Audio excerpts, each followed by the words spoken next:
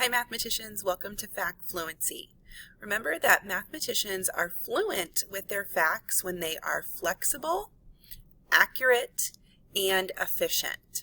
I am going to show you what these three things look like and mean today while we are learning a little bit more about the start with 10 strategy for subtraction.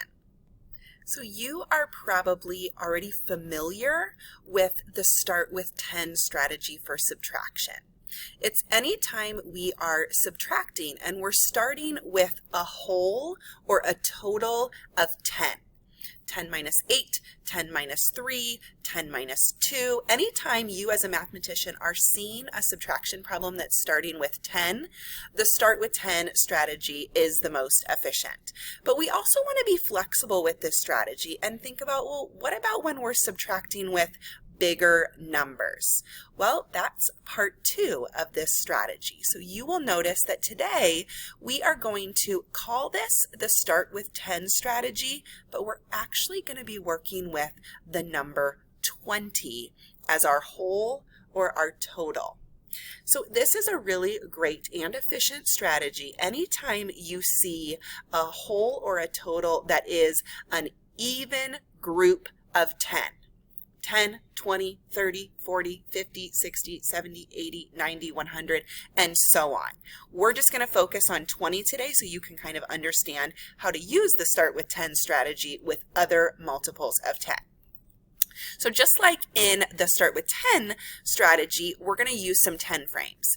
And as a mathematician, I can be accurate and I can be efficient to know that when that 10 frame is filled in completely, I know that it represents 10. So if I have 2 filled in 10 frames, I know that I have a total of 20 right here. So I have modeled my whole or my total of 20. And we are going to be taking away 8 or subtracting 8.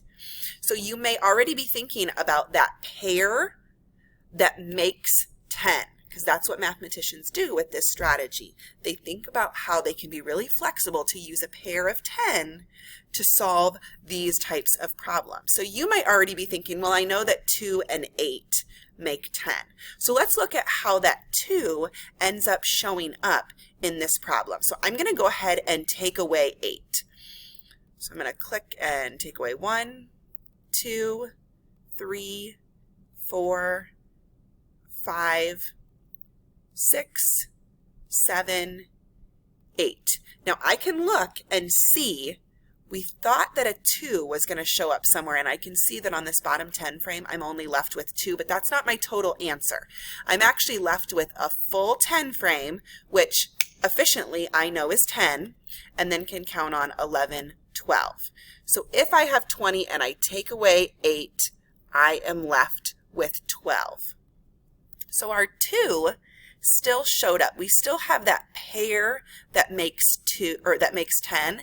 8 and 2 we know make 10, but we're not making 10. We're actually making 20. So 8 and 12, adding that extra 10 will give us our 20. Now I could go back and I could count by ones, 1, 2, 3, 4, 5, 6, 7, 8, 9, 10, 11, 12. But you know so many strategies and so many ways to be more efficient to just count 10, 11, 12 to check to make sure that you're accurate. So let's look at our base 10 blocks now to continue with this start from 10 strategy. Okay, so here we are with our base 10 pieces, and my problem is 20 minus 3. So it's a subtraction problem, and it's starting with an even multiple of 10.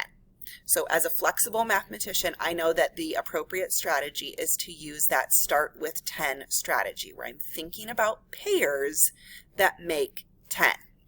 I have modeled using my base 10 rods. I know that there are 10 small cubes in one rod. So if I have 10 and 10, I have modeled 20. So we need to take 3 away from our 20. I am going to try and be efficient and only break apart one of those rods because I know that I am subtracting or taking away only 3. So I can keep this as a whole group of 10. So now I'm going to take away 1, 2, 3, And let's see what we are left with. I can count this as a group of 10 to be more efficient. 10, 11, 12, 13, 14, 15, 16, 17. So 20 minus 3 equals 17. Hopefully you are seeing that you know 7 and 3 are a pair of numbers that make 10. But when we are subtracting from 20 or starting with 20, instead of just the 7 and the 3, we end up with our 17 and our 3. Let's try one more and see if you can flexibly and efficiently use this strategy to get an accurate answer. Okay, mathematicians, here is the last problem that we are going to discuss. The problem is 20 minus 5. So I want you to think, how would you be efficient and accurate to use the start from 10 strategy? I want you to remember about pairs that make 10. So if we're looking at this 5, what is the other number in that pair that would make 10? And then what would that look like since we are starting with 20? If you want to pause this video, you can do that, and then push play when you're ready to see if your answer was correct.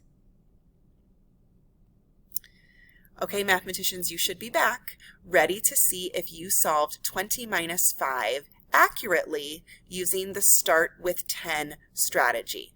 So the correct answer, or the accurate answer for this problem, would be 15.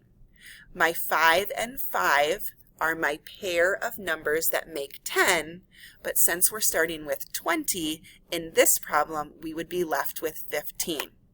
Okay, mathematicians, now it is your time to practice the start with 10 strategy using some of the activities that your teacher has for you.